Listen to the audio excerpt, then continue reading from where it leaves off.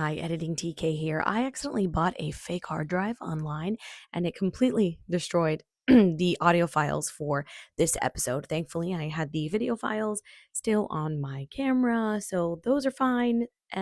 Just know that the audio is not going to be the best for this episode. I'm really sorry about that. I did my best to try to clean up the audio as much as possible. So don't buy electronics online. Okay, thanks. I hope you enjoy the episode. Anyways, love you. Bye.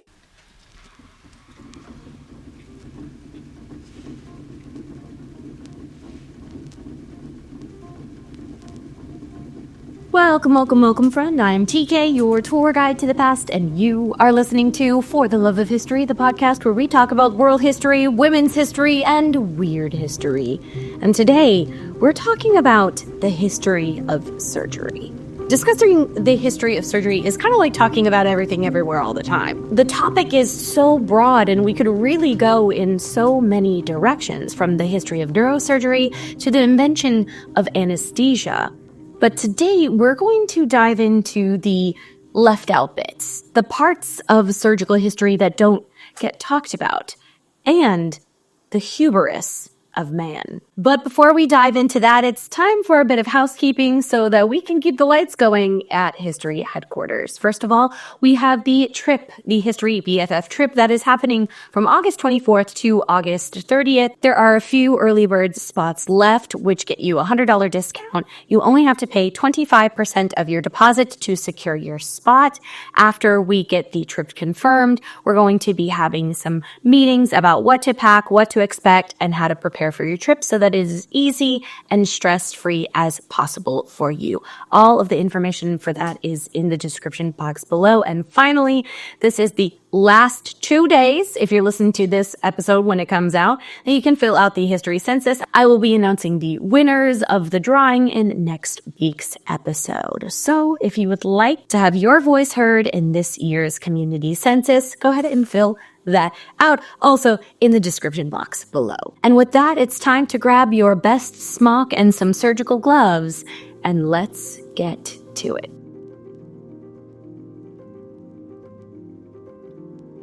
When I was 11 years old, I saw my first amputation.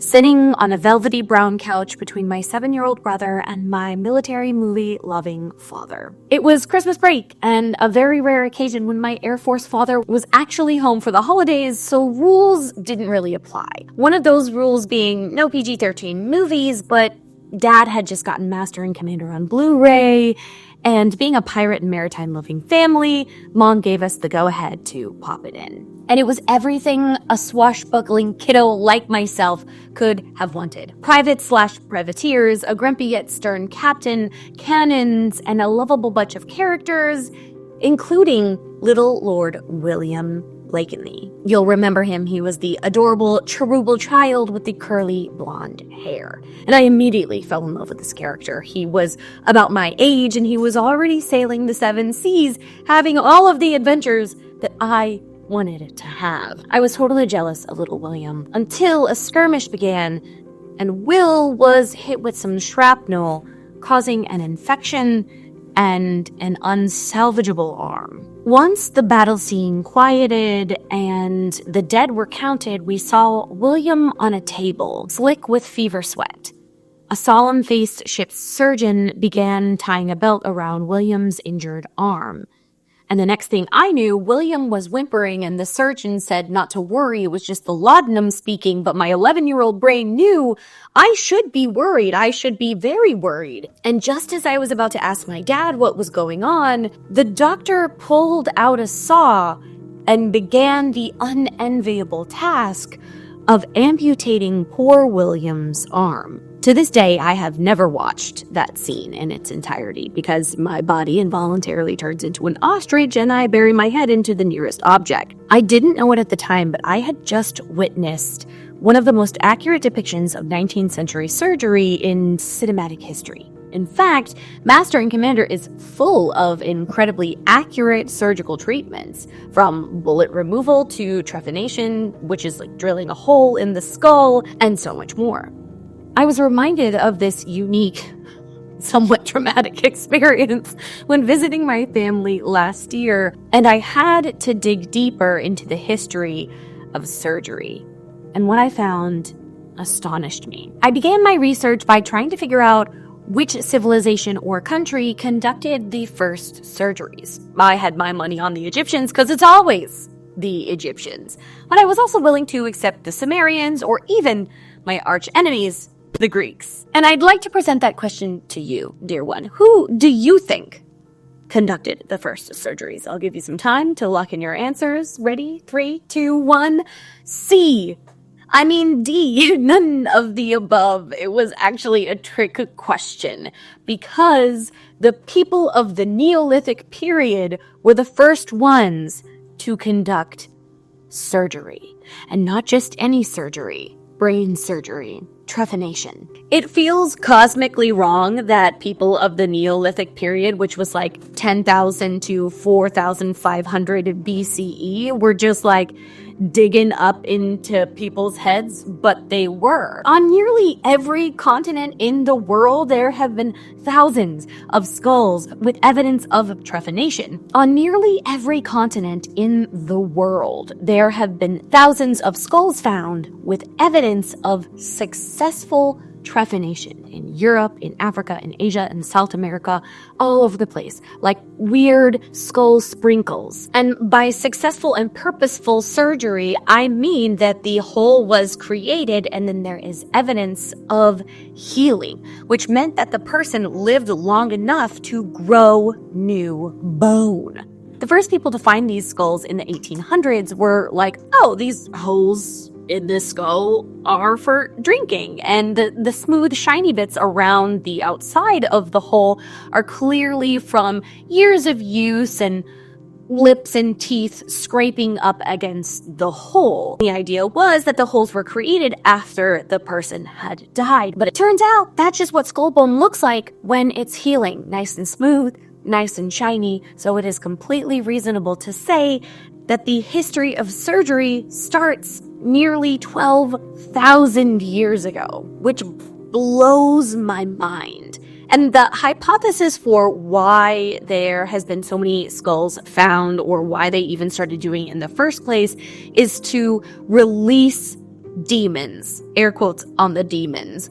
Probably the demons in question were some sort of inflammation in the brain that caused seizures or erratic behavior, or maybe some sort of mental health issue that people thought was a demon, and so they just, released the demon by cutting a hole in your skull and releasing said demon. And we can assume, since it was done so frequently, that it probably worked in some capacity, which is super cool. But with the exception of trepanation, there's really no evidence of any other surgical procedures being done until our good old Judies, the Egyptians, start writing stuff down and slicing into people. The ancient Egyptians were a magical bunch, and we love them for it. They gave us our Lord and Savior, the very sweaty Sobek, after all, so we stan the magic of the Egyptians. And when it comes to medicine, they were no different. They loved to sprinkle a bit of magic on there. The Egyptians had magical potions and incantations for everything from anal polyps to eye infections. But call me as boring as the last biscuit on a long voyage. When it comes to medicine, and specifically surgery, I would like mine sans magic. And it turns out, so did other Egyptians. When it comes to ancient medicine and surgery, the Ebers Papyrus is probably one of the most well-known of the medical papyruses. Papyruses. And it is certainly the most detailed, but it does have a lot of magic in it. The slightly lesser known and often forgotten Edwin Smith Papyrus, however, is the first Egyptian medical document we have with no magic, just straight facts.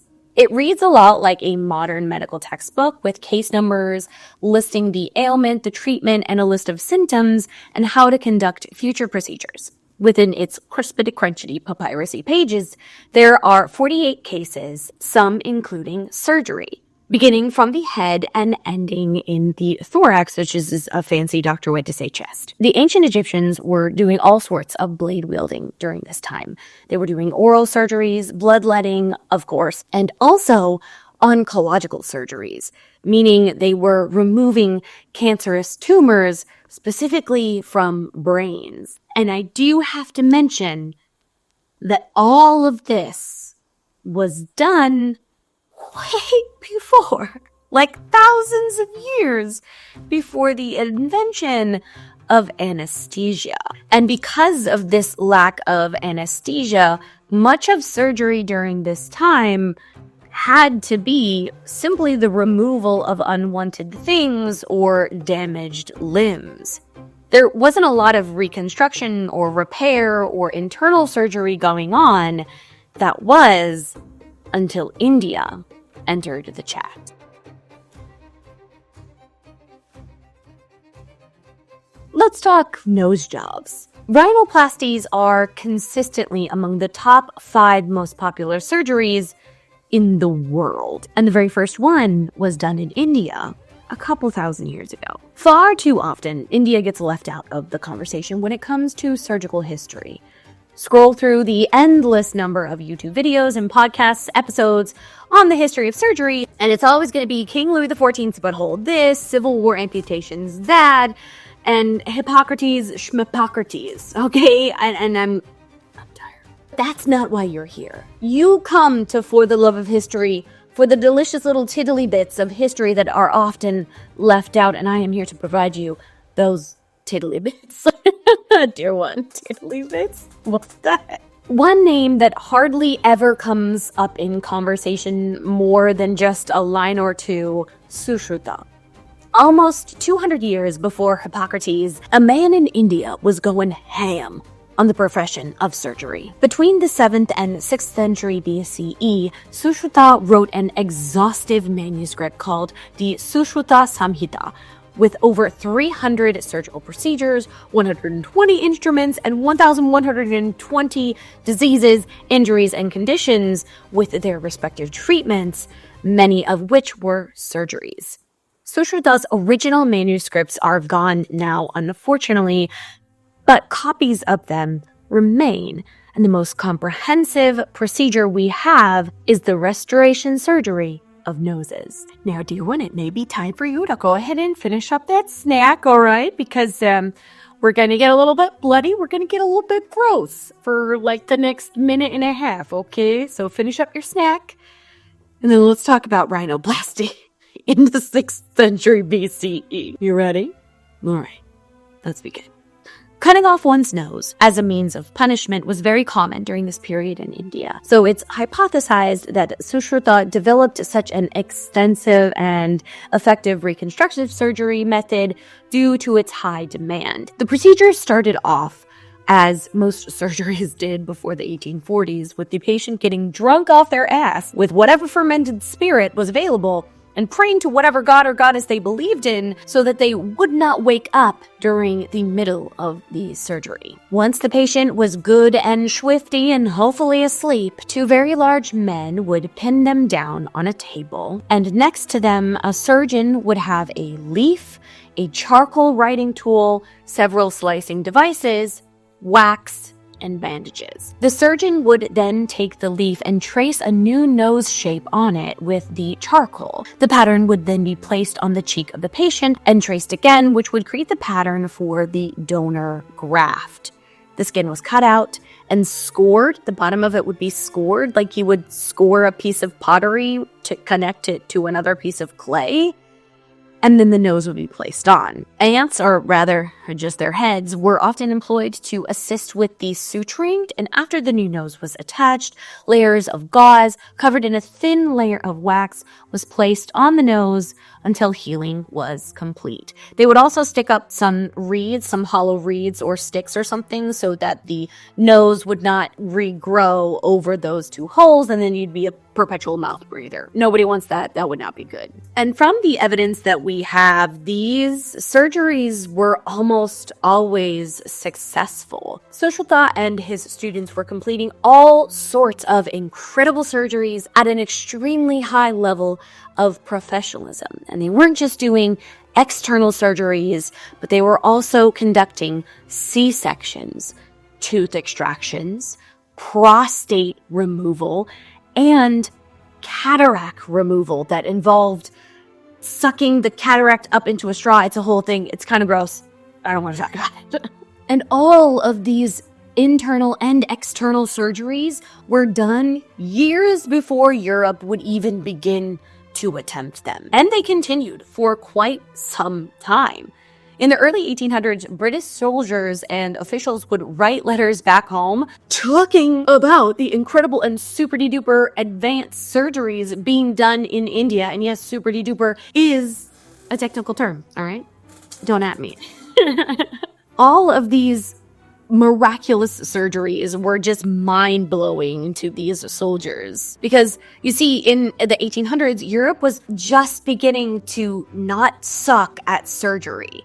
For the last several hundred years, different parts of Europe were either run by various churches that made surgical study and the study of anatomy illegal, or surgery was big, yucky taboo, and real, air quotes, real physicians would never dream of touching a scalpel like some common, dirty barber surgeon. But what's more, even if surgical study had been legal and not poo-pooed on by the upper crusties, there was this jackass ancient Roman guy, Galenus, who in my opinion was the first hotshot egotistical surgeon, literally ruined the study of medicine for like 2,000 years. I lie awake at night thinking about the time that I wrote orgasm instead of organism on the whiteboard for my fourth graders while taking notes. And I didn't notice until the end of class and the notes were done and the notebooks were put away. That made for some very interesting parent-teacher conferences. And that mistake haunts me in my twilight hours. But at least that mistake will live and die with me and not irreparably alter the course of history. That is the kind of mistake that was made by Galenus, the Roman hotshot physician. The claims he made as an overconfident and under-critical loony balloony set back the profession of surgery and medicine for honest to Sobek 1,000 years. Galenus was an amazing showman, I'll give him that. He had the upper-class crusties wrapped around his bloody little finger with his public dissection of animals and lofty claims of being the most learned physician in all of Rome, with more surgery and medical experience than anyone around. And while that may have been true, his surgical and anatomical experience were on animals and plants. He dissected birds and fish and monkeys and pigs and even a dolphin. He also dissected plants and veggies, but never once a human.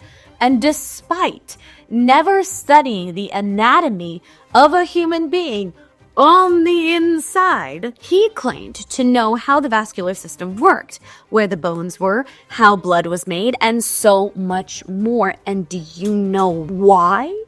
Because he attributed the things that he found in animals and birds and plants to what he thought human anatomy was. And while yes, there are some animals that are very closely related to humans, like monkeys and pigs, birds and fish are not among them. So he was dead ass wrong about so many things. And because he was so well-known and well-liked and popular and obnoxiously cocky, people believed him. And people didn't just believe him. The belief that he evoked in people was near fervent. It was worship-like. It was fanatical, to be honest with you. And because of this, people who simply thought about questioning his ideas were ostracized and run out of academic circles, even hundreds of years after his death. For nearly 2,000 years of medical history, to question Glenn was to question God. And I can't fully endorse his addition to the castor oil time machine list because it was illegal to dissect humans in ancient Rome, so he was working with what he could, but he was just such a massive douche canoe who made it nearly blasphemous to criticize or question him that I do feel cursing him with a perpetually hot and moist pillow would be an appropriate punishment, but I could be swayed. If you want to make an argument for adding him to the castor oil poisoning list, I'm here to listen, but I digress. So this, my delicious donut, was what held Western medicine back for so long. And when people within the profession are not allowed to question authority or are shunned for wanting to explore other ideas outside of those of the old masters, we stagnate as a society. And another layer on top of this is that through 2,000 years of history, things get translated and mistranslated and then translated again. So it's like this centuries-long game of telephone, and old Galen's work had been translated from Latin to Arabic and then back into English and German and all these different languages. So what people said that old Galen said in the 1800s and what he really said 2,000 years ago were different. So this added to the confusion. This added to the incorrectness of his information, which is just so frustrating, which just added to the incorrectness. But his shitty ideas were not the only thing that held back the profession and study of surgery. He was also a classist, and he began this division of physicians and surgeons, with physicians being at the top of the food chain and surgeons being lowbrow, low-effort grunts who just whipped out a sharp, pointy thing and started slicing and dicing people's stuff off. And the real healing and the real power was held by the physicians who would not dare to pick up a knife and soil themselves with the low job of bloodletting and amputation and all of those other icky, nasty things. In Master and Commander, there is, sorry to bring that up again, but there is a scene where the ship's doctor is performing a trepanation, the hole in the head thingy. And the crew members are looking at the surgery being done in the open air, and one sailor says, "Proper physician he is." One of them common sense. Oh my god. It may be one of the most historically accurate lines ever to be uttered on the silver screen, because from the time of that asshat Galen to the Napoleonic Wars in the 1800s, the role of surgeon was thought to be lesser than, and its practitioners needed no higher education or skills. And this is another reason the profession advanced at a geriatric snail's pace, dear one. It was believed that surgery was so barbaric and easy that a barber could do it. And that's how the barber surgeons came to be. Surgery was just chopping and slicing. And who were the people in society that had knives to be chopping and slicing? Barbers, when they were shaving faces and cutting hairs. For hundreds of years, if you were going to go get a shave, there was a high chance that your barber just got done using that razor to let some blood or lance an anal fistula. The barber surgeons were a one-stop shop for bloodletting, teeth pulling, amputations, and a haircut. They were not allowed to go to school. They were not allowed to join the Physicians Guild. They had different guilds that they had to be a part of. They had to fight their tuchuses off to be accepted by universities, and it took years and years for them to actually hold a place in the medical profession, which is a stark contrast to what was happening in India, where surgeons were renowned and required to go through rigorous training before they even got to touch a human body. They had to study for 6 years before they could even go into an operating room, let alone actually perform a surgery. And I just think about how many lives could have been saved or how much pain could have been avoided if other surgeons and physicians would have been allowed to, number one, just question Mr. Galen, and number two, if the uppity physicians hadn't been little asshats trying to elevate their position by putting down the surgeons, what sort of collaboration, what sort of advancements could have been had in a shorter amount of time? Maybe the 4 great problems of surgery would have been answered way before the 19th and the 20th century. When we talk about the history of the advancement of surgery, we have to talk about the 4 great surgical questions that stood in the way of the advancement of the field, which are knowledge of human anatomy, ability to control bleeding, minimizing infection, and reducing pain. All of these go together when talking about improving surgery. You have to know what the heck is inside the body so you don't accidentally cut through an artery and the person bleeds out on the table, which goes directly into controlling bleeding. You got a lot of little arteries and stuff in there that they just want to bleed if you cut them. So if your patient bleeds out on the table, it doesn't matter how good of a surgeon you are because your patient doesn't have any blood. Then if you end up actually fixing the thing that you need to fix and your patient doesn't bleed out on the table, you need to protect them from infection because they could just die from the giant wound that has been created in their body. And also, you have to reduce pain, both during and after the surgery. You can't rightly operate on somebody who's just shit-faced on alcohol or opium or ether, and then you can't operate on somebody who's thrashing around the table because you're trying to remove a bullet or what have you. All of these things connected. And if you want to hear me rant about that, these 4 topics and some just random thoughts that I had during the research portion of this episode, I have a full 30-minute TK unscripted episode over on Patreon if you want to go check that out, but I digress. From the Neolithic times to the early 1900s and even into the 1960s, surgery was painful.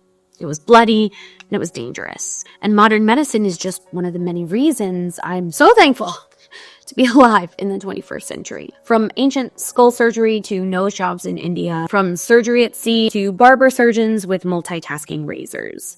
Surgery's history is messy, painful, and fascinating.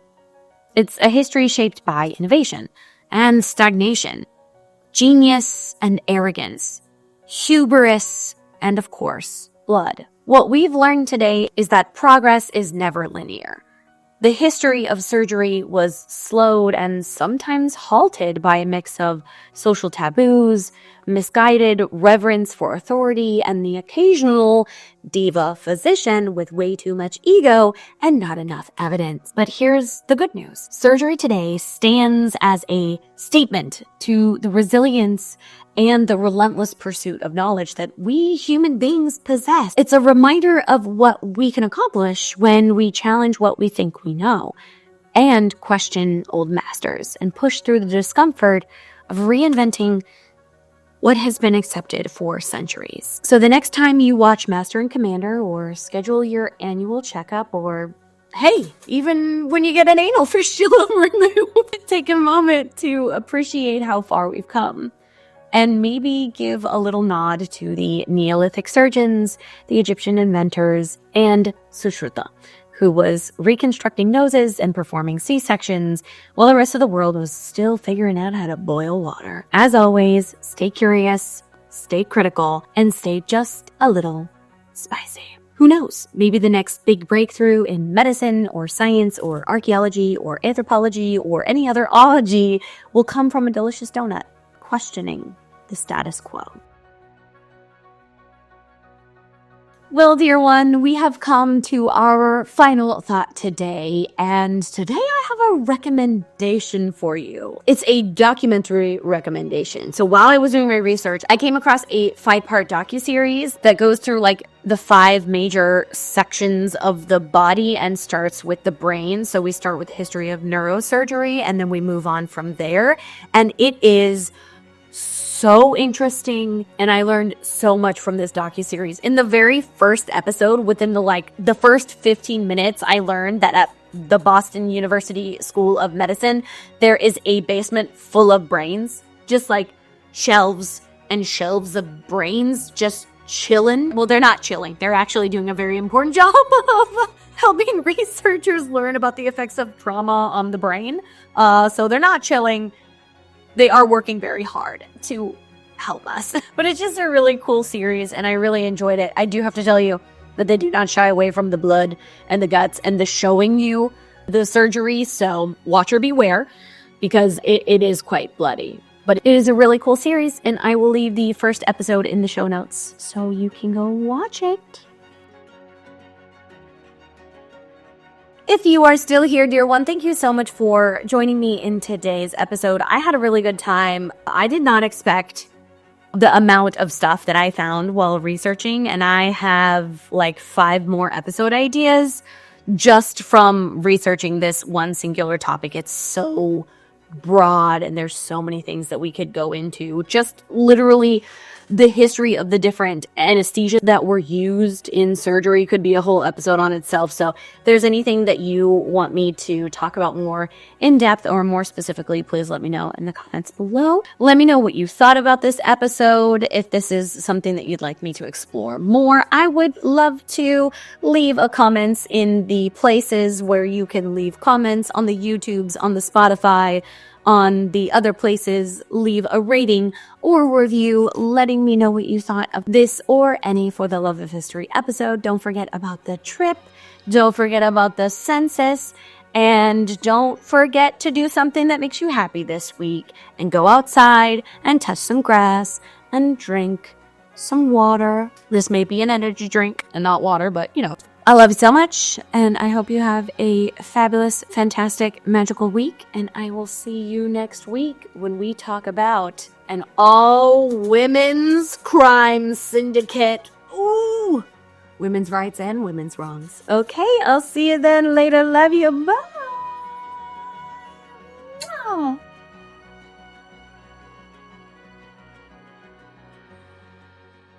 Here we go. Teddy, is that you? Real nice. I think it looks real nice. Oh, we might have to take this necklace off because I think it's a little bit too much for me.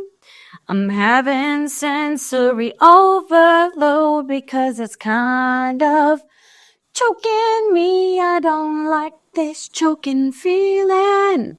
Better. Okay, what if we just... Sometimes when you got sensory problems, feel a little strain. Gosh darn it. Did you know that you could get Biscoff cookies not on the airplane? I had no idea until I saw them just the other day.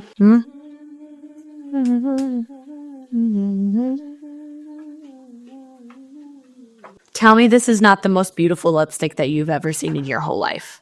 Please look at this. Energy drink. Please give me strength. Okay. I'm trying something new today. I'm wearing false eyelashes. But do you like the halo? I'm trying new things. I'm trying to step out of the box. I'm feeling very dark academia recently. Yeah.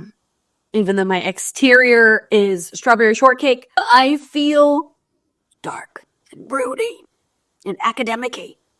Even though I don't necessarily have the personality for that. You know what? It's fine. It's fine. Who says I need to be broody to also be dark? Can we have dark bubblegum pop academia? Is that a thing? Is that a thing that I could start? I think that'd be a good thing to start. Bubblegum pop academia. That must be a thing already. I can't have made that up. Dark bubblegum pop academia. That's a thing. I know it's a thing. I love this lipstick, but it also smells weird. This, however, smells like Old Lady Rose. You know what I'm talking about. You know what I'm talking about. That like weird, dusty, old lady, rosy business. That's what this smells like. I love Old Lady Rose. It's so good. Check the teeth. The head here. Thanks for checking for me. Dusty Old Lady Rose.